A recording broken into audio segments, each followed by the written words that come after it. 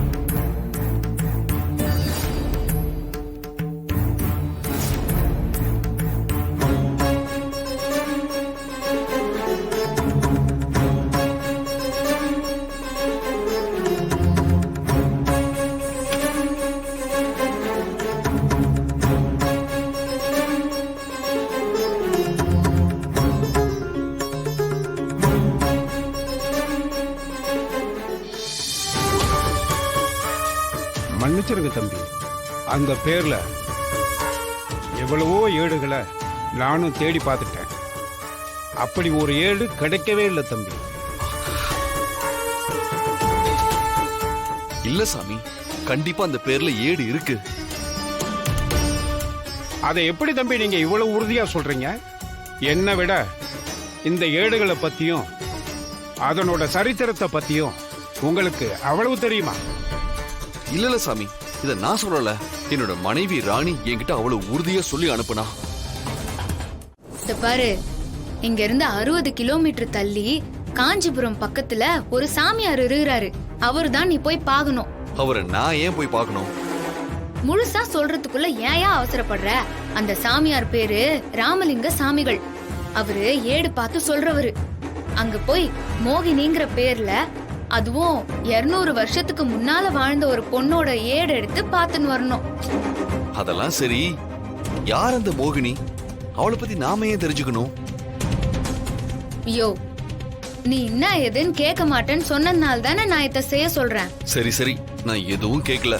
இந்த பாரியா, நீ போய் கேக்கும்போது ஒருவேளை அந்த பேர்ல ஏடு கிடைக்கலன்னு அவரு சொல்லவும் வாய்ப்பு இருக்குது. ஏன்னா 200 வருஷத்துக்கு முன்னாடி இருக்கிறத கேக்கும் போது அது அவரால எடுக்க முடியாம கூட போகும். அந்த பேர்ல ஏடு இல்லன்னு அவரு சொன்னாருன்னா, நான் சொன்னதா நீ அவராண்ட ஒரு விஷயத்த சொல்லு. அந்த பேர்ல இருந்த பொண்ணு இப்போ ஒரு இச்சாதாரி பாம்பா மாறி இருக்குதுன்னு சொல்லு.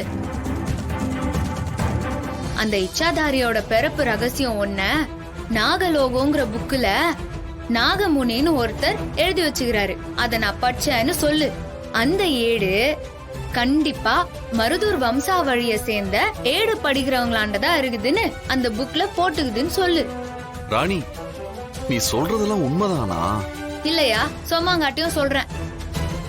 வர்றது என் மனைவினா அப்போ ஏற்கனவே வந்தது இச்சாதாரியா இருக்குமோ?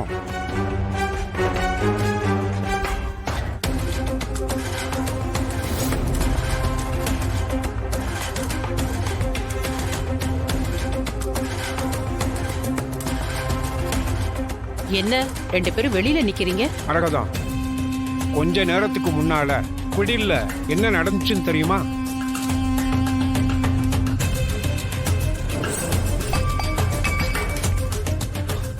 இவங்க உங்க மனைவியான்னு சந்தேகமா இருக்கு. என்ன தம்பி, என்ன போய் இவரோட மனைவியான்னு கேக்குறீங்க? மரியாதை தெரியாத பையனா இருக்கான். முதல்ல இந்த பையனை இங்க இருந்து வெளியில போக சொல்லுங்க.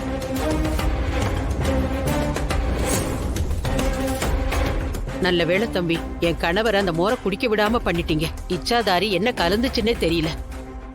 கண்டிப்பா அது விஷத்தை தான் கலந்து கொடுத்துருக்கோம். நாம அதோட பிறப்பு ரகசியத்தை பத்தி தெரிஞ்சுக்க கூடாதுன்னு அதை தடுக்கிறதுக்காக தான் செஞ்ச சதிதான் இது. சாமி, முதல்ல அந்த ரகசியத்தை சொல்லிருங்க ப்ளீஸ். வாங்க தம்பி, போய் பாப்போம். வாங்க.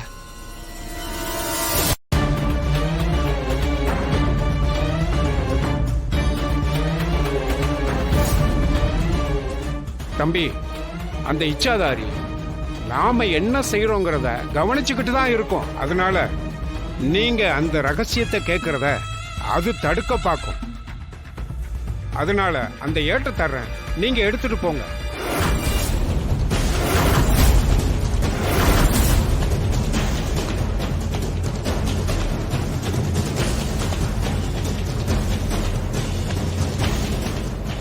என்னாச்சுங்க? மரகதம், நாங்க வெளியே வந்து நிக்கிற நேரத்துல அந்த இச்சாதாரி எப்படியோ உள்ள வந்து அந்த ஏட்டை எடுத்துட்டு போயிருச்சு மரகதம்.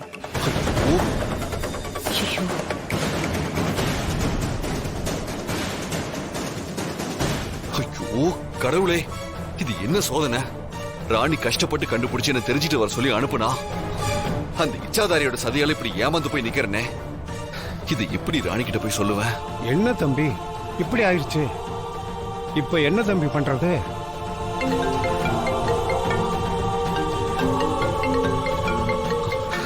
ஐயா, என் ஒய்ஃப் தான் போன் பண்றா. இப்ப நம்ம கிட்ட என்ன சொல்றதுன்னு தெரியலையே. போன் எடுத்து பேசுங்க. நீங்க விஷயத்தை சொல்லலைன்னா அவங்க ரொம்ப பதட்டப்படுவாங்க.